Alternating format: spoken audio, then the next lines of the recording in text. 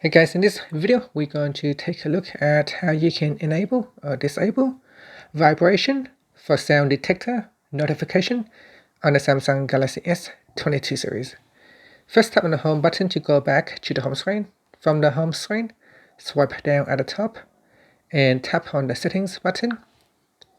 In settings, swipe up to go down, and in here tap on accessibility. Next, go down and tap on hearing enhancements. Then go down and tap on sound notifications. Tap on open sound notifications. Then tap on the settings button. Next, you want to go down and tap on notification preferences. In each of the section in here, you can choose to turn on or turn off vibration. So tap on the vibrate toggle button to switch it off or turn it on.